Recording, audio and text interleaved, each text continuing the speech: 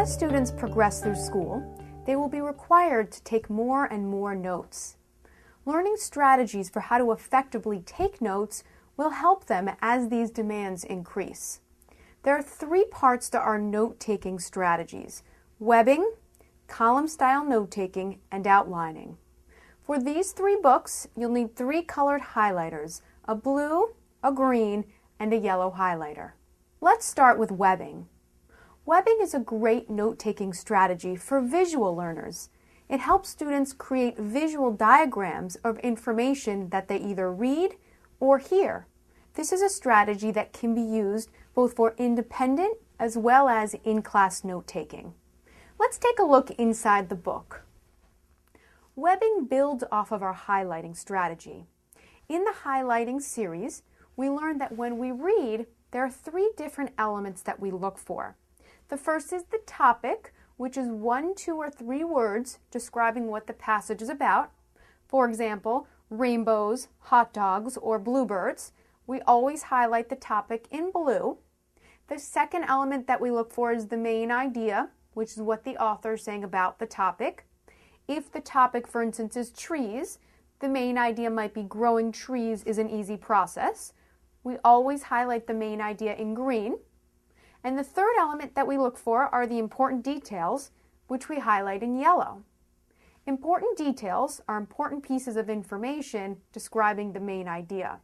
Remember to only highlight what's very important and to try to only highlight words and phrases when possible.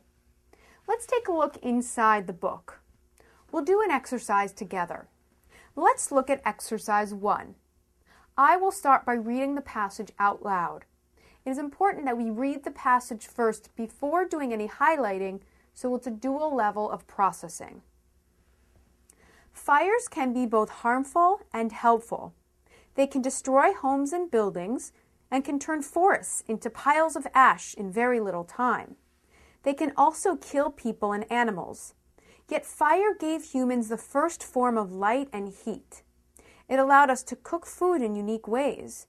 It has also helped us create tools and pottery and to harden bricks. Fire has become an essential part of our daily lives.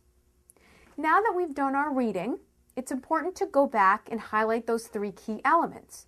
The topic here is fires, so using our blue highlighter, we would highlight the word fires. Next, we look for the main idea. In this case, the main idea is harmful and helpful, so we highlight that phrase in green. Then we'll go through and highlight the important details in yellow. In this case, we have destroy homes and buildings, turn forests into piles of ash, kill people and animals, first form of light and heat, create tools, cook food, and harden bricks. Now that we've done our reading and we've gone back and highlighted the topic, main idea, and important details, it's time to take that information and extrapolate it into a web diagram. Students are given a skeleton diagram on the opposite page. It's important that students use their own words as much as possible when writing the web diagram rather than copying straight from the text. You can also encourage them to use abbreviations, symbols, contractions, any form of shorthand, since this is a form of taking notes. Also keep in mind that students are welcome to add additional bubbles, and they don't have to use all of the bubbles in the skeleton. This is just designed to be a model as a diagram that they can possibly use. In this case, since we've identified the topic as being fires, the student will write fires in the diamond in the middle of the page. Next, we'll put the main idea, in this case harmful and helpful, in the rectangular box at the top. Notice here that the student used an and sign instead of writing out the word and. That's okay, since this is a form of taking notes. Then in the bubble surrounding the topic, the student wrote in some important details. For instance, the student wrote, create tools and harden bricks, first form of light and heat, destroy homes and buildings. Again, the student abbreviated various words and also used some symbols. Keep in mind again that the student was welcome to add additional bubbles and didn't have to use all of the bubbles if they didn't want to. Finally, the student will go back and outline the topic in blue, main idea in green, and important detail bubbles in yellow, so that the colors of our web diagram correspond to the colors of the highlighting. After each passage, the student is asked a series of multiple choice questions to help test their comprehension of the passage. Let's do one more together. Let's take a look at exercise 2. Again, I'll start by reading the passage. Chocolate is a favorite food of many children and adults. Have you ever wondered how it is made? Chocolate comes from a tree called the cocoa tree. This tree is found in places such as Africa and South America. The tree makes a small fruit that contains cocoa beans. People who make chocolate roast these beans to form unsweetened chocolate. Next, the chocolate maker adds ingredients to make different types of chocolate. Are you getting hungry?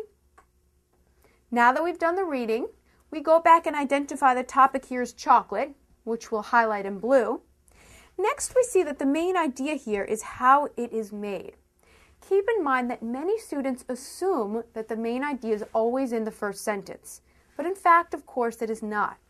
In this case, the main idea is actually in the second sentence. Then we go through and highlight the important details in yellow. And finally, we take that information and extrapolate it into a web diagram in our own words on the next page. Again, the topic goes in the diamond in the middle, the main idea goes into the rectangular box at the top, and the important details go into the bubble surrounding the topic. The students are then asked a series of multiple choice questions after each of the passages. The students are given ample practice reading various passages, highlighting them, then creating web diagrams and answering questions about them. The more they practice this strategy, the easier it will become for them, and the more automatically they'll start to internalize the strategy. Note that students can also use this strategy for in-class note-taking. They would start with a blank page, draw a diamond in the middle of it, and write in the topic of the lecture. For instance, the topic might be World War I. Perhaps the first section of the lecture is Causes of World War I. The student would write in a rectangular box and write in the words Causes of World War I. Then the student would create bubbles surrounding the topic and write in some of the important details and supporting details that the teacher gives in the lecture. This is a great strategy for taking notes in class for visual learners. Again, the more we practice this strategy, the easier it will become and the more it will start to flow.